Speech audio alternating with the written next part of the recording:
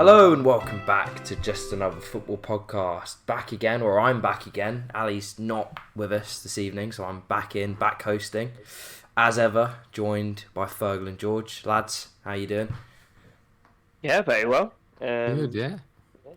Been a while since we did it in this format with me hosting it. It's good to be back. We're going to talk a bit about Spanish football. Can't call myself an expert, but luckily we do have someone with us who I would put more into that category, and that's Michael. Michael, how are you doing, mate? It's good to be back on. I think the last time I was on was when we were talking about the Euros and how Spain kind of did better than everyone expected. So maybe we'll keep the optimistic tone, although I can't imagine it'll be too optimistic given what's happened in Spain in the transfer window. And we'll sort of get into a bit of that stuff later on, sort of the meat of it. Just sort of quickly want to start with some of the La Liga stuff. We'll get into some of the teams more specifically, but just kind of your overall thoughts on what you've seen kind of at this very early juncture of the season, only 3 games in. Yeah, I think, like you said, it's only 3 games in. Still very early doors. No team has won every single game, so every team has dropped at least. I saw there's a logjam at 7 points. Yeah, so you've got Real Madrid, Valencia, Sevilla, Barcelona, Atletico Madrid, and newly promoted Mallorca on 7 points. So read what you want into that. It's really early, but I think it's kind of been as we expected. Like Barcelona struggling without Messi, Real Madrid kind of not being hit and miss, but they've had some good moments under Ancelotti, but they've also had some bad moments where like they've just been quite defensively poor, which you would expect when they lose Varane and Ramos. Yeah, I think Atletico has also been quite interesting. I think Rodrigo de Paul has been getting a lot of attention. His performances, he hasn't played in all 3 games. I think he started maybe 1 and then came on in the other 2, but he's just been, every time he's come on, he's seemed to make things happen, and it's quite a nice change, and he's someone who shows up so well when you look at all the data. I think also a lot of attention has gone to Mallorca, who of course got promoted, and they kind of did like a kind of Norwich where they kind of came up 2 years ago, then went back down, and they came back up again this season. And they've had a better start than they did last season, than last time they were in the sense that they're just getting points early on the board. So there's a bit of a parallel to Cardiff last season, who kind of came in and basically got most of their points in the first half of the season, then just kind of coasted. Yeah. So maybe Mallorca will do that, but like I said, it's really early doors. Mallorca seems like a lovely wee spot to go play football. I'd be ending a career, at 30 odd and go to Mallorca, see it last couple of years at the top flight of football. That seems all right. Well, yeah, Daniel Sturridge is getting that right now. I think he's still training with them. Right. I didn't know that. That's perfect. Yeah, he's been training with them for a few weeks, but I think they're just kind of taking it as he comes, because obviously he's like really unfit. But he's kind of getting that kind of slow wind down, I guess, on the Balearic Islands. Bagaloo every weekend. Well, there you go. Let's get into a bit more specifically, Michael. Where else to start but Barcelona, and kind of what's gone on there this summer with Messi, as we know, leaving after, nearly 20 years of service. Obviously leaves them in a much weaker place. How have they fared in the first few games? You sort of mentioned they struggled a bit. Yeah, I think so they're really good against La Real. I think this was like 4-2 or something. And Memphis Depay has kind of really stepped up to the plate, and he's just been their best player like the last 3 games. And it's been interesting to see, like, obviously because Messi is, you don't want to underplay his importance too much. He literally, like, the entire team was built around him. The entire club was built around him, basically.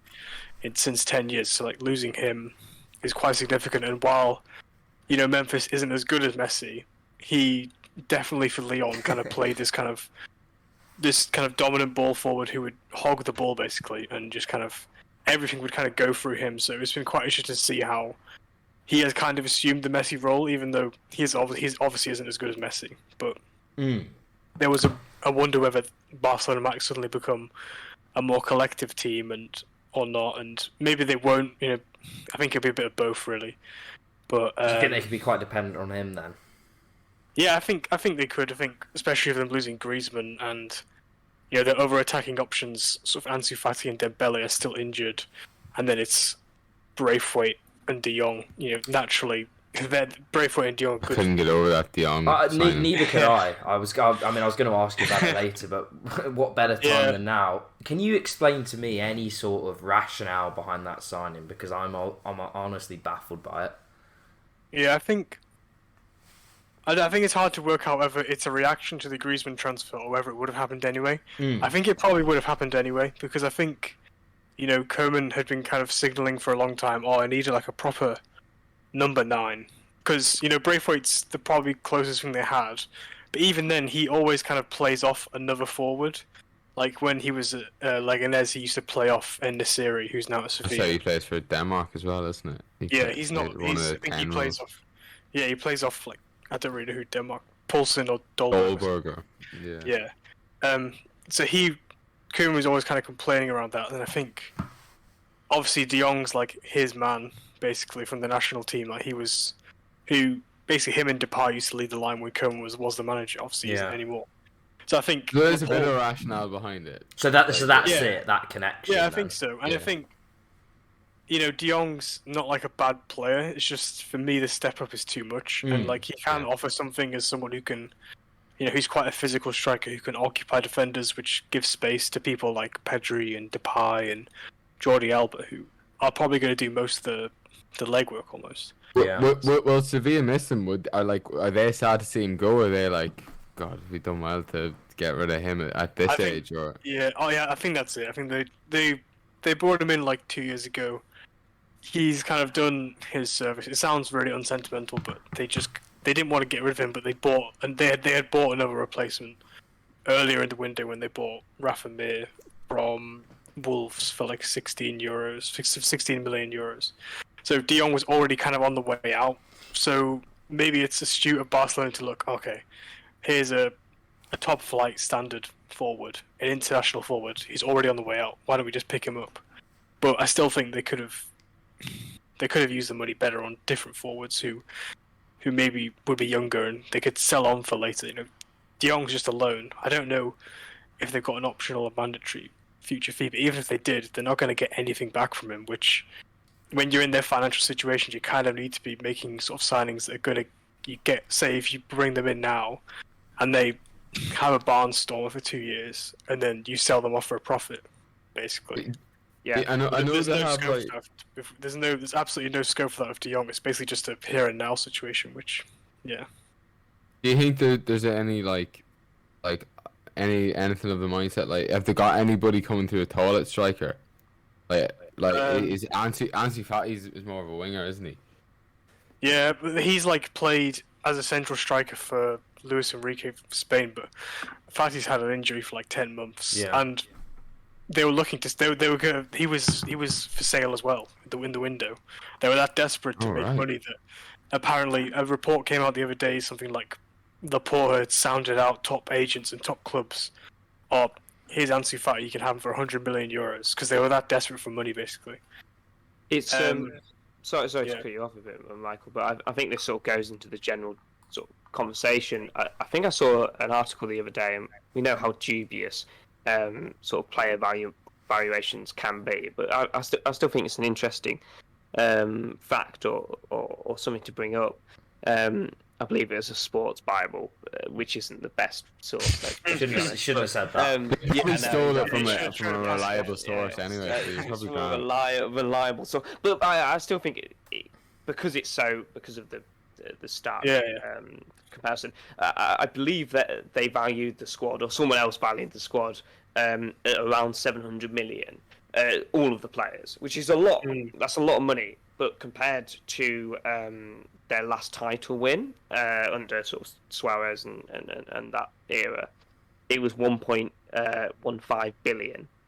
And that's a massive drop off. And let's be honest, I don't know if they've allowed for inflation. I don't know how reliable this source is, but if they have or haven't, I mean, it could be hundreds and hundreds of millions that they've lost on players that they've let go for a minute amount, and we're talking about obviously Griezmann who will go for fairly cheap. From what given what they were paying him as well, exactly. Suarez, and then obviously Messi on a free. Real Madrid on the other hand got what was it 60 million for Ronaldo when he left to Juventus. So I think that's the difference there. Yeah, and also you got to think like Real Madrid just sold Odegaard for 40 million, and I don't know how much they bought him when he was 16, but it probably wasn't a lot. Yeah. So they just made a massive profit there. And then you've got Barcelona who are signing Sergio Aguero because he's friends of Messi. And like, when you're a football club and you're signing players to keep other players happy, it's just completely ridiculous. And I just think like the signing of Aguero is just so indicative of how poorly run the club is. There's no chance they're going to get any profit off Aguero. He's like, they're not even going to get any minutes out of him. He's already unhappy as well. Yeah, exactly. Like it's just such. I think they did buy Youssef Demir. Demir's quite an interesting one because he's basically come in and he's already kind of put himself in the starting 11 basically as the kind of right midfielder, which I think is a good thing that they're buying him. And it was good that they bought Pedri last summer, but they just need more of that basically. When you look at Real Madrid who are buying Camavinga for 30 million euros, like look, Barcelona probably don't have that lying around, but Real Madrid have made a good signing there, and someone who even if Camavinga doesn't make a success at Real Madrid, they could sell him on for double that in 2 years. I've always thought with Barca's recruitment, it sort of there's a lot of like agent led stuff and a lot of like people that can do the deals for it. I remember when we got Raul Sanllehi from them, and he was head of football there, or he was sort of one of 15 people there that was doing the job, and he came to Arsenal. It was basically just whoever he knew that could get the deal done, they were the sort of signings he'd pursue. And there wasn't really there wasn't proper scouting that went into it. There was a lot of using contacts and using intermediaries. And ultimately, a lot of poor deals got done. And I think you can draw parallels with Barcelona. Like, I just look at the recruitment they've done over the past 5 years, and it's really, really poor, really, to be honest with you. Yeah, I think I was actually listening to something today with Sid Lowe and his podcast, and they were talking about how much like Barcelona's expenditure since like 2011 or something, and I think it was something like 1.3 billion euros or something. And they basically like whittled it down. They were like, you probably couldn't even class half of them as success. And then in 2014 is kind of the big change when I can't remember his name, but they lose their kind of sporting director, and they basically replace him with 5 people, so like Eric Abidal and other people. And they just kind of all go to Man City. And it just kind of all goes horribly wrong then. I honestly can't think of a transfer since 2014. So 2014 is excluding Neymar, excluding Rakitic, excluding Suarez. And what's the other one? Ter Stegen, I think, came in 2014. So after then, I can't think of a single transfer that's been an outright success. Obviously, there's been ones that have been decent, like Dembele, Griezmann, pretty good, I guess, but then not like but even then, there's still doubts about. Well, they paid them ludicrous money, I suppose. It's sort of like how you rate the deal against sort of the money they were shelling out to clubs and ultimately to the players. Like Griezmann, on $800,000 a week. It's sort of how good does he have to be to justify paying someone that amount of money? They don't do. And Griezmann hasn't been like at his previous levels. Like he has had 2 average seasons. Much. Well, I was going to ask you about Griezmann. We'll sort of get into it maybe when we talk about Atletico and sort of how he might be used for them going forwards. Was there anything else you guys wanted to add on Barca, or? I suppose the Coutinho transfer fee sums it up for me. Like, and then they pretty much loaned him out straight away to other top teams that maybe didn't get the best out of Coutinho, but Bayern at least got to use him, and I'm sure there was a fee with that loan deal, but nothing that compares to what they paid for what Barca paid for him. So I think that deal there really. I mean, he was good at Liverpool. He never struck me as a over 150 million, £100 million player. It was just. I think even if he did, like Barcelona signed Coutinho, someone who kind of shone for Liverpool in a front three, and they tried to play him in the midfield three, and it's Yeah. just like just doesn't make sense. Mm. And then like I just think, what was I gonna say? But yeah, so the whole thinking just isn't very aligned, and No. it doesn't. There's no, and the whole obsession with finding they've had this kind of generational thing.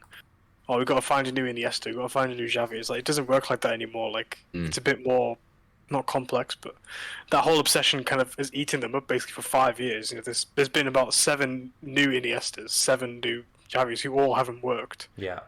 And it's like maybe if we stop labeling these players so early, they might get a chance. Couldn't agree more. Yeah. I was just gonna say, like, to me, it's like you know, someone that really eats unhealthily, and then the Messi, in this whole scenario is like a heart attack, and it's like this is the moment where they know other choice now to get their shit into order, and to sort out their finances. Otherwise, they're gonna die. So like it's like. In hindsight, and now it's like looking back, it's like it's the only way it was gonna go. That was Definitely. and like it was the only way they were gonna change is if like a massive consequence was like losing their all-time best player, and maybe it's might like another thing is like maybe they should have sold him last summer, and like. It could have prevented a lot of this, but obviously it's hard to let him go. But I think you're right though, because like they were given a lifeline last season. Like he wanted to leave. Yeah. They could have got 50 million, 60 million and take his wages off the books, which was pretty huge from Man City. They could have got a fee, but they didn't, and they waited. And it was just kind of the whole situation just kind of summed up by the fact that when Messi didn't want to leave, he had to leave. But when he wanted to leave, he stayed. And the mad thing is tell me if I got this wrong, but he could have actually stayed if they hadn't let his contract run out, and it was only because if they had renewed the contract, but because they let it go, he was classed as a new signing. Yeah, they just couldn't afford to like put him on. But I think apparently I might have this wrong, but I've heard it in a couple of different places that. It was on a technicality. It was because he was down, because the contract was over. He was now down as a new player and a new signing. Whereas I think that if he had just been a renewed contract and a current player, I think they might have been able to work something out. It was like I think that was to do with like the registration. So basically, he like unregisters when his contract expires, and then they try to register him again, and they can't because they have to like. So if they tried to renew it earlier, then tried to sell people earlier, then he could have stayed on. But instead, they ended with a situation where you've got like Umtiti, who's had knee injuries for the last 4 seasons. Miralem Pjanic. It was me getting dogs abuse as well. Yeah, well, basically. Was that? Basically, they had this situation where they got all these players who they don't want to be registered, and the player that they wanted to be registered was outside the bubble, and I mean, they got a situation where they couldn't even register their new signings. It was so. I feel like I'm just bringing the mood down, but it is kind of a crazy situation. The thing with Umtiti, I don't know if you saw the same video as me, Fergal, where Koeman had basically sent him out to warm up on the touchline because he knew he was going to get absolute dog's abuse from the fans, which he did, to try and sort of persuade him to take a move. It was unbelievable. It's not worth it. You might as well go. Yeah, that's what I was seeing. I don't know how true that is. That was only one tweet, but... Yeah, it's a sticky situation at Barca, but they've started the season all right. I mean, if they don't finish in the top 4, it could get seriously bad, like seriously bad, because the amount of debt they've got. Yeah, like if they don't have that Champions League, massive. If they don't have, obviously it's a big if, and they probably will get it because the squad is still very good. But if they don't get it, it could be like, and not as bad as Leeds, but like it could be like seriously bad because they're just so the whole situation there is just so messed up. And there's also some decent clubs coming through. Like the one thing I was gonna say, what is the story with Aguero? Is he looking to get out as soon as possible now, or is that just rumors or it's just kind of mixed reports. I think when Messi left, there was like an initial report like that's it. he wants to go. And then there was like a kind of rebuttal, and now it's kind of, he wants to go to the MLS. But, I don't know, just the idea that they would sign Aguero, someone who's been injury prone for years, and absolutely ridiculous. Just to play Messi is just, for me, it's just mental. It's ridiculous. I'd understand it if you could afford to do it. No, it's Obviously, the like fact his wages are huge as well. It's emblematic of everything they've done wrong over the last 5-10 years. It is like front and center of it all. Deals like that, unbelievable. I don't know what more there is to say on it. Let's move on. I want to talk a bit about Real Madrid, Michael. And I want to ask you about their kind of recruitment this summer, but just quickly on Ancelotti. Because I don't rate him. I don't think he did a good job at Everton. It isn't spoken about enough. I thought he was actually extremely poor for what they spent.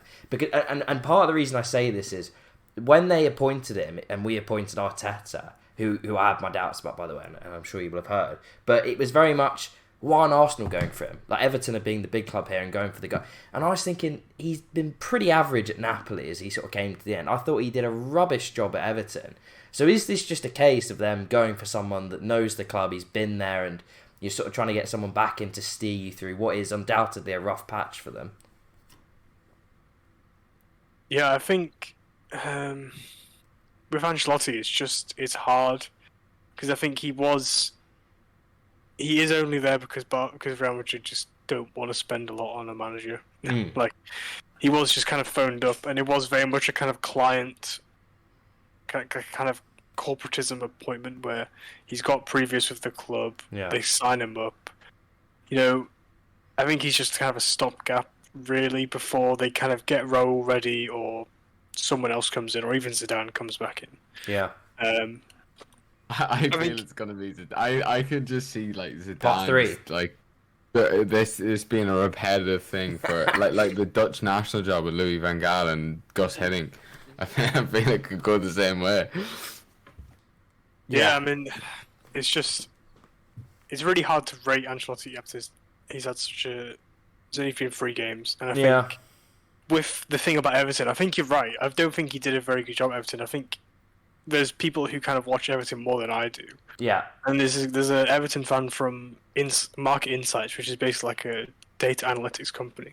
Yeah, who kind of work for clubs, and he kind of said that like if you look at the kind of numbers, like the underlying numbers, Ancelotti's Everton wasn't much better or wasn't much worse than Marco Silva. And there was almost you're absolutely right. If you actually look at every single metric, attacking, defensive, whatever you want to look at, they were exactly where they have been for the past 5 years. They were just they weren't great to watch. They got the odd good result. They were really inconsistent.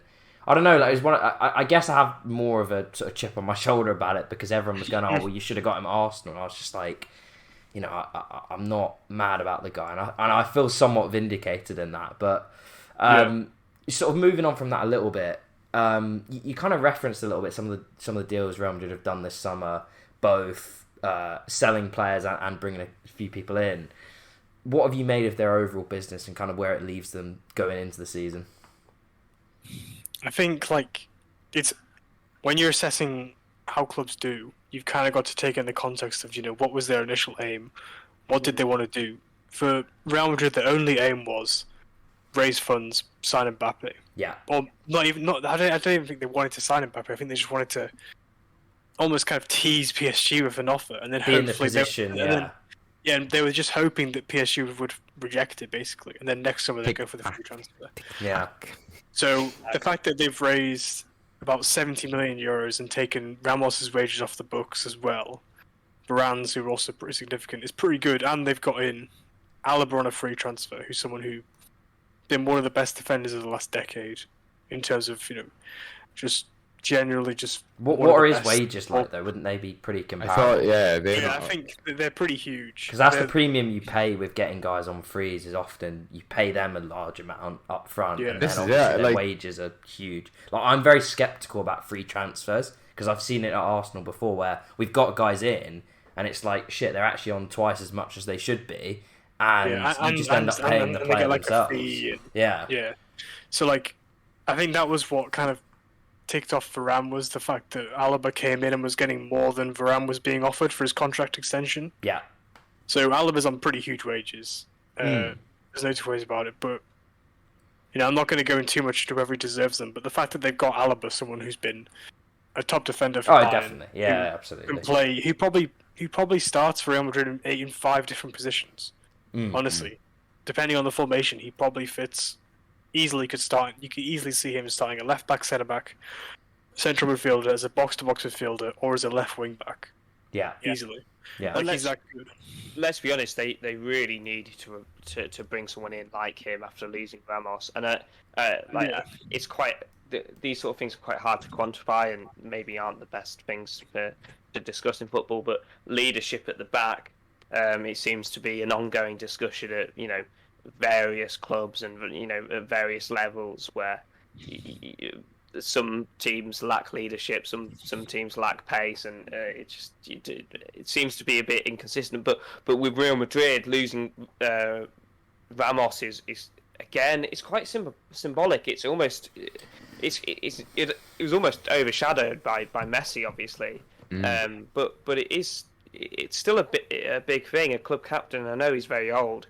Did they want to let the both of them go, or was it only because Varane didn't sign? There was talk in April about who should we let go. I think there was a marker front page or something, or it was Varane or Ramos, and that was the big debate. And then they just ended up letting both of them go.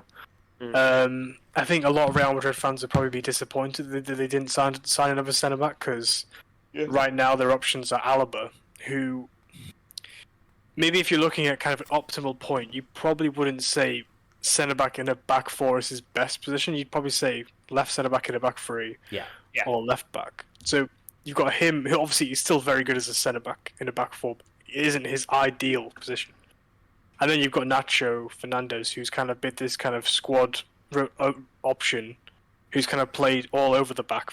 So he's played at right back, centre back mainly. He's also played at left back sometimes, but he's always been behind Varane and Ramos, so he's going to have to kind of step up. And then you've got Militare, who kind of was pretty good towards the end of last season when Ramos was injured.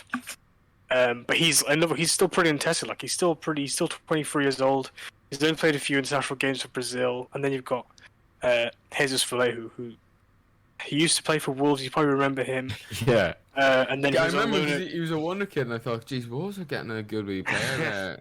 And then he didn't impress. He just kind of had 2 underwhelming loan spells, and he's now the 4th choice. And I think a lot of Real Madrid fans probably would have wanted another centre back, but I don't know who they could have really got because the options were Pau Torres and Koundé, and that's 50-60 million euros at least. Yeah. And they're gonna have to take that out of the Mbappe fund, and you know how much they want. That Mbappe. wasn't the point of it. Yeah. Yeah, I can't stress enough how much. I know it's a bit of a meme, and the whole tic tac Mbappe is coming. Yeah.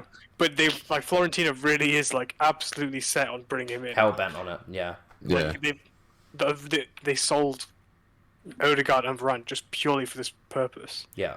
I was sorry to cut in, but I actually, just before we move on from the centre backs, so apparently the negotiations with Rudiger aren't going well, and the 2 teams that are linked with him for a free transfer next year are Bayern Munich and Real Madrid. So the way Real Madrid are going, it wouldn't surprise me if they become like Juventus a couple of years ago, and I feel like I think free transfers just generally are going to become way more popular because the prices are too much that if you sign a long contract, you're gonna, like we saw with Kane, you're gonna miss out on that, and I think a lot of players are gonna they run down the contracts. Learn from that. And Mbappe has learned from that. He's going, I'm the best player in the world. I'm not signing another contract with a club I don't want to be at because I won't be able to go to the team I want to. Yeah. Not only that, Fergal, but wages as well. Wages, for a year are now becoming like 50 million. You lose out in the short term and not getting a wage rise with the current club, but you get ridiculous amount in the long term. But yeah.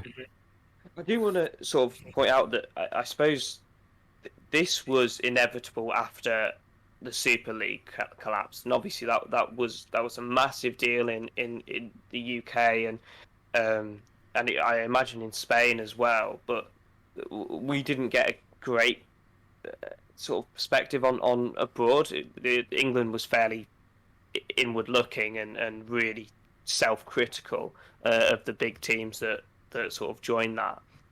But Barcelona and Real Madrid, if Barcelona slip out the top four or they don't sort out their finances, and Real Madrid really want Mbappe, it looks inevitable that another Super League push is going to happen, because these are really, I'm going to use the word ambitious owners and presidents. You might wish to use a more critical term, and I don't blame you. But it basically means that if they're not going to get their way in terms of relaxed financial repercussions, then they're going to push for this multi-million, multi-billion pound deal for a Super League, and it's just going to back up again. I mean, we've already seen that, because basically this company called CVC tried to kind of invest in La Liga. I think they were going to buy like a share in the league. There's kind of I don't really know what there's like a kind of capital company who, I think they've tried to invest in other leagues before and it didn't quite go well, and they were going to take basically a 10% share in the league's kind of future television rights, and it basically was to kind of give clubs money to kind of keep. Is it one of the ones that kind of helped at Barcelona this summer? Yeah, kind of. So there's like it's pretty murky. I don't know exactly everything, but there's an idea that basically gave them the cash, basically. But even then, Real Madrid and Barcelona both opposed the deal because it basically ruled out the chance of a Super League happening. Right. I think that was what was in the clause or something. And then Real Madrid are trying to sue La Liga for it, so they're still pretty committed to the Super League. Yeah, because they just see it as like the guaranteed way of making money, because they're not like Man City or PSG where they kind of can put money into the club easily. Yeah. They kind of just can take what they make almost. I saw more talk, like maybe not a European Super League, because the reaction. I think I don't think the English clubs are interested at the moment, because they have their money made and they're on top anyway. So, but I saw more links about an Italy Spain joint league, which could help the top teams compete with the Premier League.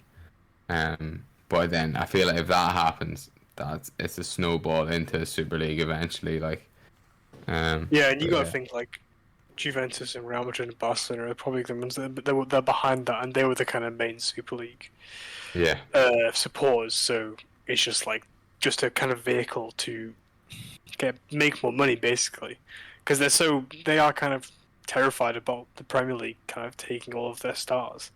Like, where's Haaland going to go next? Is he really going to pick Barcelona? Is he really going to go to Real Madrid? Probably not.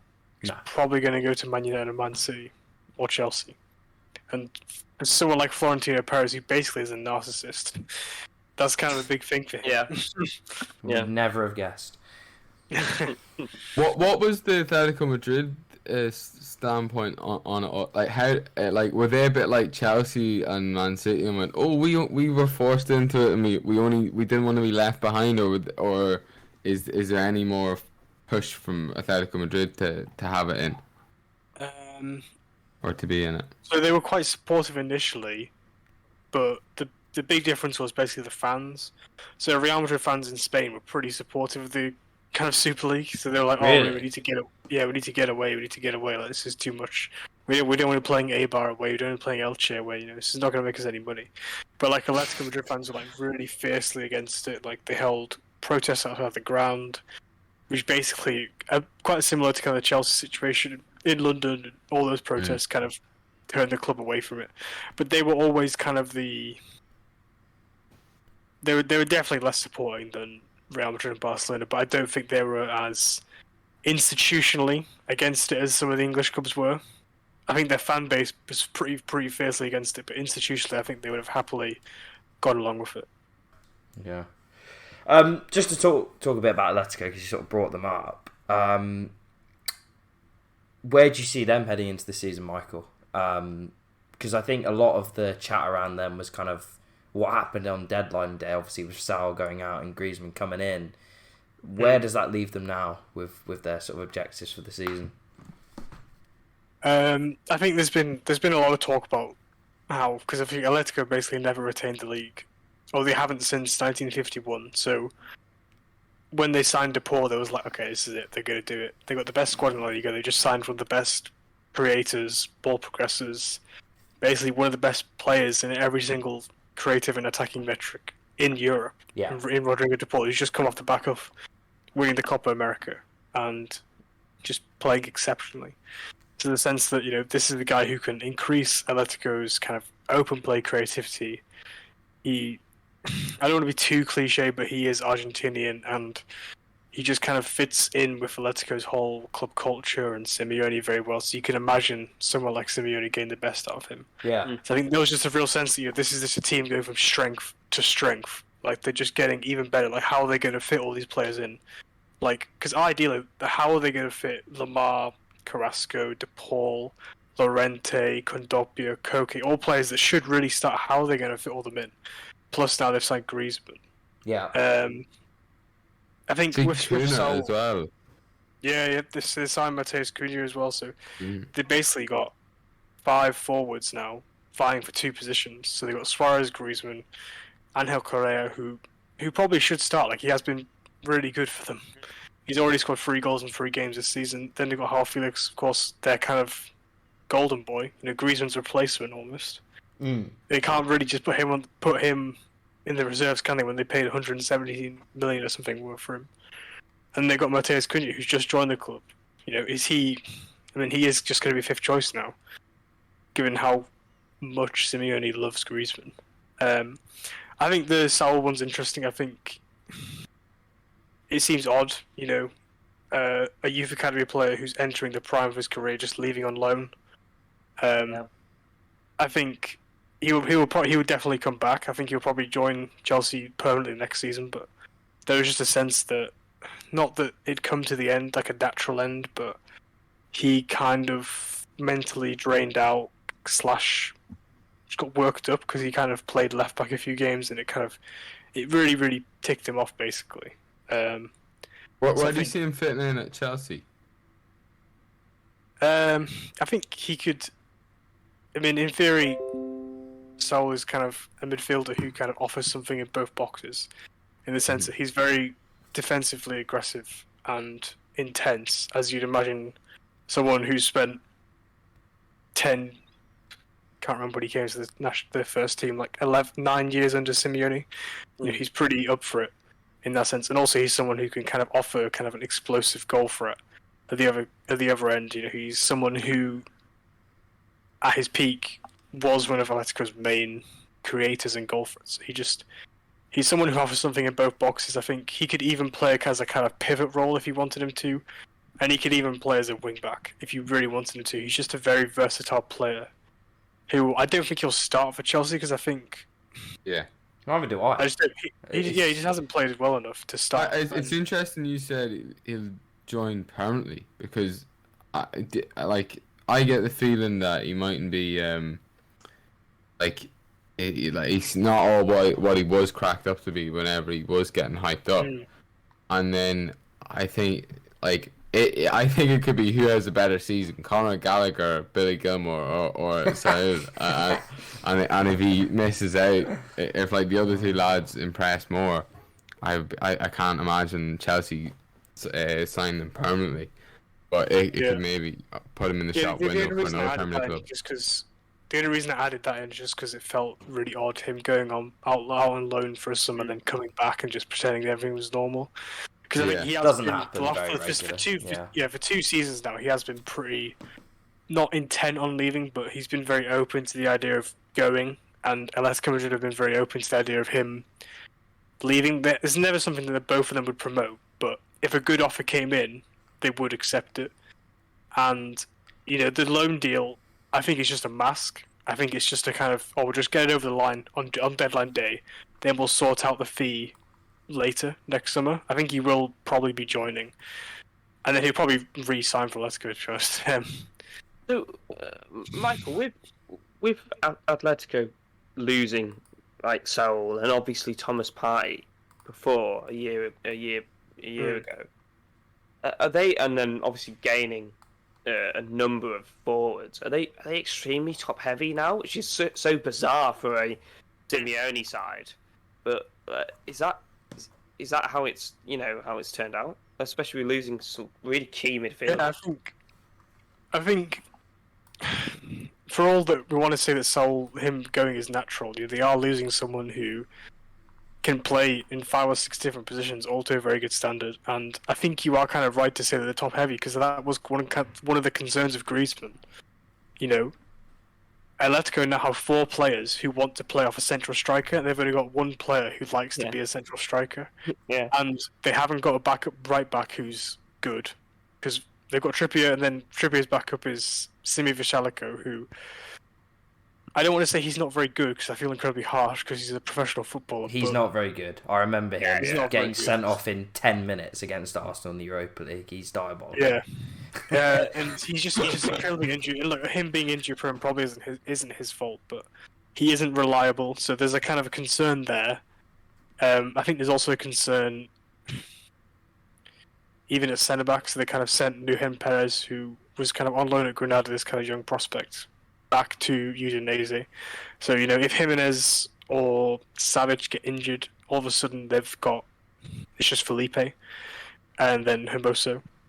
So there's a bit of a concern there. I think the idea of them signing Cunha and then signing Griezmann a few days later just kind of speaks to me as this kind of lack of squad planning. So they kind of signed Cunha as they kind of, we're not going to get Griezmann. And then on deadline day, I don't know, they put in a phone call to Laporte and he's like, look, you can have him for X, Y, Z. And they're like, oh God, we've got to get him. And it's kind of off urge, which is a bit, it might not be true, but it's quite discouraging when you get clubs signing players off kind of feelings and urges. But if they're going to sign anyone off a feeling, it's going to be Griezmann. I still think he'll be exceptional for them. Well, the thing is, like you just mentioned it there with Griezmann, is all his best stuff has come playing as a number 10 behind the striker. Whereas you look at him at Barca and the sort of way he declined a bit, it's because he was used out wide, used out of position, I think. Where his best stuff's come is in that 10 position, and I'm sure he's still got a lot to offer. But as you said, that there's competition for places there, which isn't always a bad thing. But it's kind of, as you said, how do you fit them all in? Yeah, I mean, it's really his honest life. I mean, I don't know what else to say. Like, they do have a lot of second strikers. Cunha isn't a forward. The other 2 forwards they were looking at were Rafa Mir, who went to Sevilla, and Dusan Vlahovic, who plays for Fiorentina. They're both pretty physical strikers, and then they end up signing Cunha, who isn't remotely similar to them at all. Yeah. So all of a sudden, they've got all these people who are having to play off Suarez. I could probably see it being Suarez plays most of the minutes, but doesn't. He won't be able to play as many games as he did last season just because his knees, they're not knacked, but they're pretty bad. He can't properly run, basically. So I can imagine Correa and Griezmann probably being the front 2. And, Correa did quite well as a central striker last season. And Griezmann has done quite well as a central striker for Atletico. I think obviously Griezmann's best Atletico games played when he played up top with Torres, but I can remember him playing quite well with Carrasco up top in the Champions League run when Torres was suspended or injured. So it's definitely not unfeasible, but it's less than ideal. And I think if there wasn't already enough doubts about Griezmann coming in, given that he left the club in the way he did, and the fans sort of him turning his back on the fans after they gave him so much, there's definitely even more doubt in the fact that how does this actually fit? Yeah. I don't know. I think, as you said, it's just if you get an opportunity to sign him as Atletico Madrid, I think that's just what they've gone for. Of the 3 teams we've talked about, Michael, and we'll sort of talk about a couple of others in a second, where do you sort of rank them all in terms of sort of with the games ahead going into the season? Who for you is favourites for the title? And if you had to say 1 to 3 where they're going to finish, what would you go for? Oh God. But it might be 1 to 3, would it? Yeah, it might be 1 to 6 or 1 to 6. Yeah, that's very true. You can do, mate. To be honest, I don't think Sevilla would probably break the 3. I still think, for all the Barcelona have lost, they've still got the best. They've still got Pedri, De Jong, and Busquets who can run a game till eternity. Who probably the best midfield 3. Given I that couldn't get Modric over and how Kroos- good Pedri was in the Euros. Like that game where he didn't misplace a pass for the 90 minutes, and then The Italy, what was it, wasn't only it? one in extra time. Yeah. Yeah. They've got to be really careful with the way they manage. Oh, absolutely. We spoke about this so many we? times. Yeah, we've seen Did him we so speak many about times. this on the last one? It was like, I don't know if it was on here or I'd seen it on Twitter. It was the problem is Koeman knows that his job is under threat. I think going into the season he's under pressure, so it's like he wants to use him straight away. Can he afford to put the players' welfare first when potentially if he has a bad run? And things might have changed obviously with the financial situation they're in, but he kind of knows that he's under pressure to deliver results, because if he doesn't, then the repercussions are going to be huge. Can you put the welfare of one of if not their best players before all that? I'm not sure. Yeah, and even would the fans have an understanding of it if the results weren't going well, and would there be a clamouring for why did you let the best player go, or would they understand that long term it will benefit them actually letting him? Fans love to sort of portray the idea of looking to the long term and kind of being accepting of these sort of things, and it's all well and good saying that, but as soon as they lose a couple of games, it will definitely be clamour for where's Pedri? Why is he not playing? He should be playing. And I just think, unfortunately, I don't rate Koeman at all as a manager, but I kind of sympathise with this situation where he's in your best 11, he's key to it. You need him playing to deliver results. It's a really difficult one. Is it just Everton managers that you don't rate, Harry, or is it just a coincidence? Do you rate Rafa? No. Not really. No. His mate. I don't rate Rafa because his Liverpool teams used to just sit in the cop for 90 minutes and win and get to Champions League semi-finals and finals. I don't know how they did it, so no, I don't rate him. What about David Moyes? Yeah, he's doing all right for himself. Moyes. We never got Michael's answer. He's dodged the question. Michael, what are we going for? I just want to quickly add that even if Koeman did want to rest Pedri, they've literally got no bodies in the midfield to replace him. There you go. Pjanic has gone out on loan. Ilham Mariba, who was their kind of next Pedri, or not the next Pedri, but who's another kind of young Barca midfielder, has gone to Leipzig. That they literally have no squad depth, but they still do have a really good 11. Like I think if you put out a best 11 for each team, Barcelona's is probably still equal with the other two. It's just outside of that, there's nothing. Just like a lot of La Masia graduates. It's poor squad building. Yeah, I think that's kind of worry, especially if you're going to a 38-game season. Is Pedri going to be fit? Is De Jong going to be fit? Is Piqué going to be fit? What happens to Busquets? So I think I'd probably still not make Barca favourites, but honestly, I just still think the squad is really good, and I think Depay, the way he's gelled in, has worked really well. But I think them losing Griezmann is a big loss, because I think he really could have stepped up with Depay post Messi, because he would be able to play his natural position rather than Messi occupying it. Yeah. I think it's really hard to judge Real Madrid, to be honest. I don't really know what's going on. I kind of think it's just another season where they just got to get through it and they'll just get Mbappe. It's a bit of cliche, but I just feel like Alaba is good, but he's having to replace two players. Is there something there? Camavinga is a great signing. It really is. But I don't know how much he's going to play ahead of Kroos and Modric. And then they got Benzema, and, for all we know, Hazard might pick it up. He might have a really good season with Benzema up top. I can't. But it's a big if. His body, yeah. Bale is looking a lot better. I think you got to give Ancelotti credit. He doesn't have previous with all these players like Al Zidane did. So players like Isco, Gareth Bale, they're going to be back into the team. And on paper, Hazard, Benzema, and Bale as a front three, while it may be not as quick as good as it used to be 2-3 years ago, it's still pretty decent. Yeah. But then I think Atletico team, isn't it? Yeah. Like they really could do with a bit of speed with Mbappe in it. Yeah, I mean, you saw it against Chelsea, didn't you, in April? Like, Chelsea just outran them. Absolutely killed them, yeah. And then I guess with Atletico, a lot of people are making them favourites, but I just don't see it. I think everyone's saying they've got the best squad in the Liga.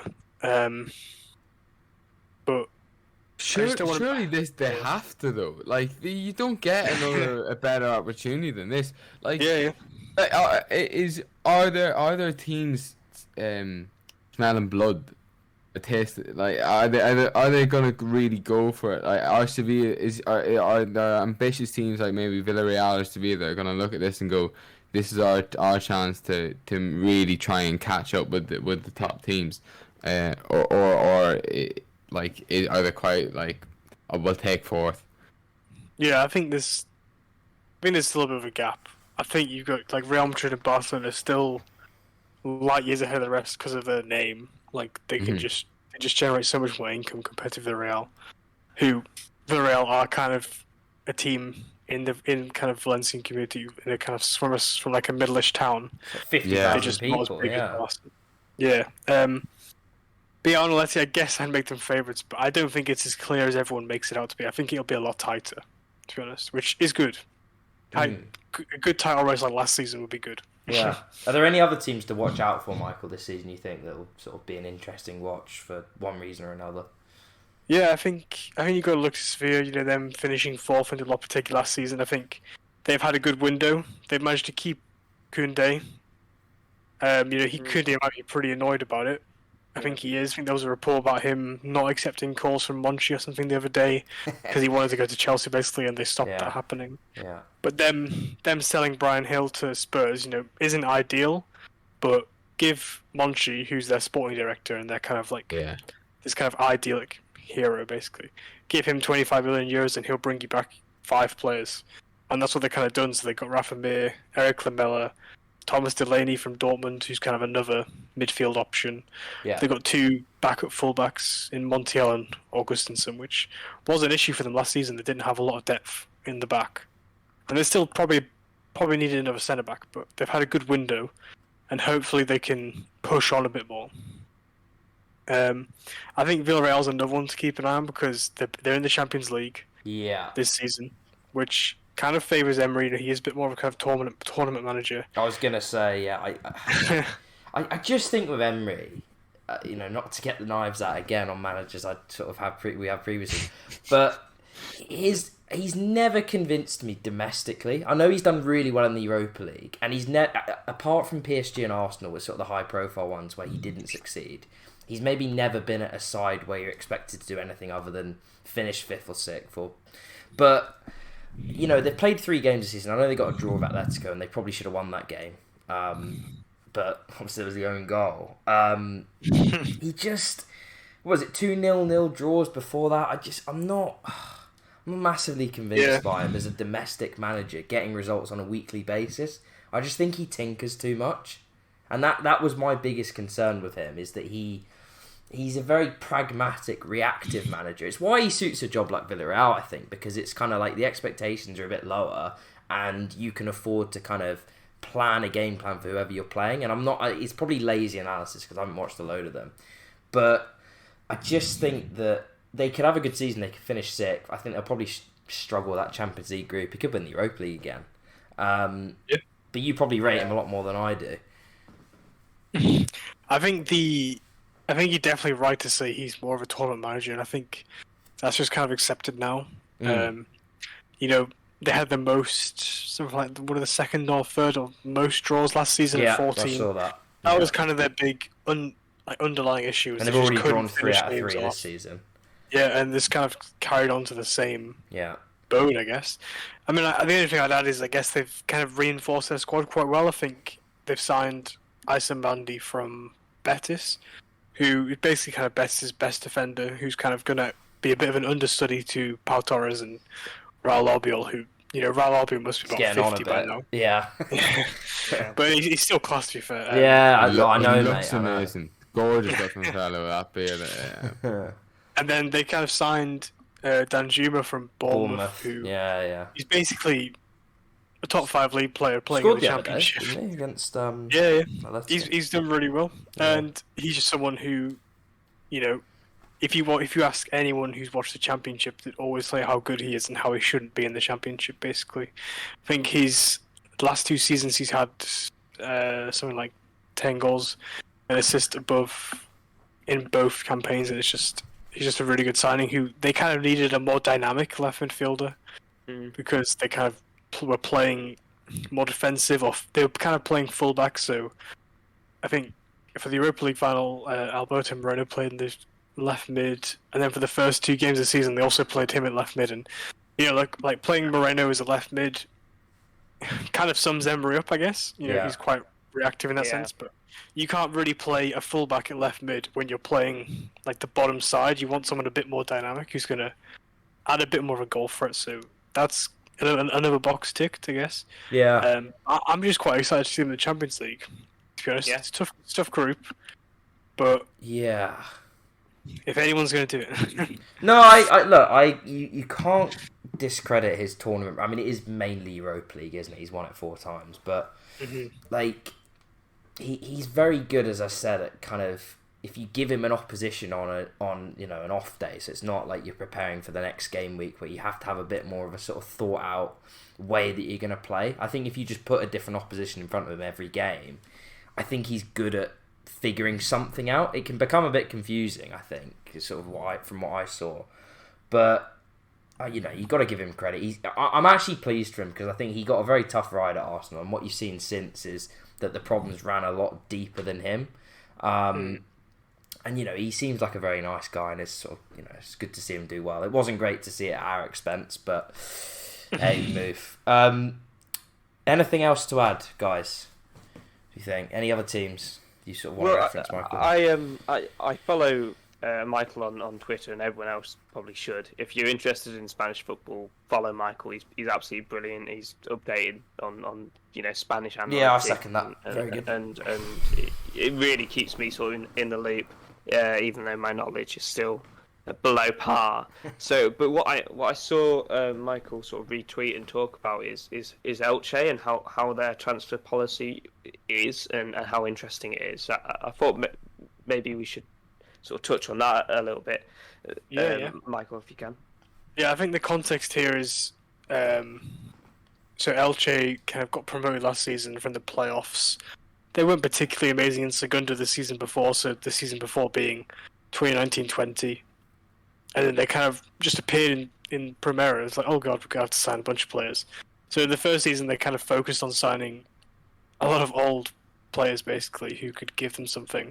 And they've kind of carried that on this season.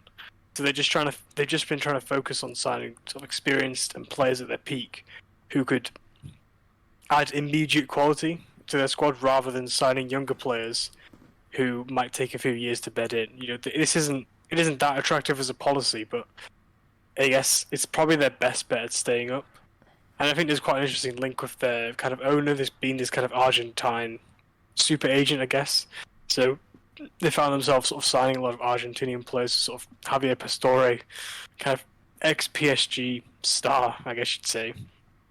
One of the better players in the early 2010s.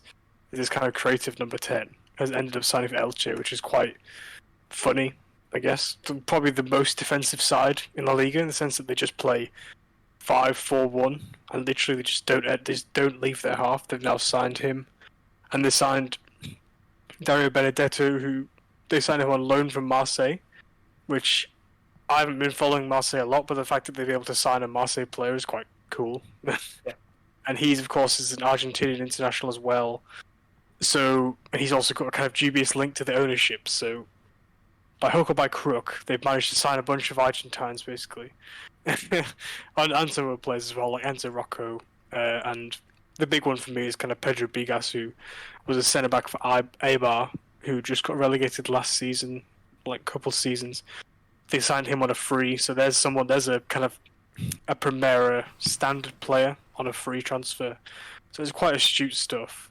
And it's quite an interesting approach because a lot of the stuff you hear about recruitment is, and I say it a lot, is how you should sign players who have a resale value. So if it goes wrong, you've got your 100%. Back covered. That's what I was saying about Barcelona, but they just kind of, not out of necessity, but they kind of have to get players who are going to offer something straight away so that they have a best bet of staying up, because they have got the worst squad in the Liga, probably. It's at least on par with Rayo Vallecano's, but it definitely was the worst last season, so it's interesting to see it being played out, and it's definitely been helped by their interesting owner. But for me, it's like the anti-football manager sort of transfer policy, where if you've ever played Football Manager, you pretty much just sign 19-year-old wonder kids, and that sort of builds out your team. But they've gone and signed, experienced players that will hopefully be a bit more dogged, a bit more, pragmatic when they're going to fight, and it's clear they're going to fight a relegation battle. I also think there's sort of like parallels to Wolves a little bit in terms of the not dodgy agent, but somehow Nuno Espirito Santo being able to sign players like Ruben Neves and João Moutinho when there's Champions League teams like Ruben Neves was captaining Porto in Champions League games, and then a Championship Wolves managed to pick him up. It's absolutely insane, and I think the power of agents. I think it's really a poignant point. Definitely, they really are a massive part of the game. Yeah, I mean they're basically running football clubs. What you're describing is an agent acting as like the technical director. In essence, deciding what transfers you're going to go for, and they're the ones that ultimately can facilitate it. And it certainly sounds like what Michael's describing here isn't too dissimilar from that. But I suppose like when you're a club of their size, as you said, the short-term objective is you've got to try and get the players to keep you up. And sort of it looks like that's what they're trying to do. It's an hour. That's been fascinating, as ever, Michael. Thank you for coming on, mate. It's been a real pleasure, as always. Thanks a lot for having me on, guys. My pleasure, mate. We look forward to sort of seeing how the season develops, and I'm sure we'll have you back on as it does. Fergal and George, thanks as always, guys. And we'll see you guys on the next one. Cheers.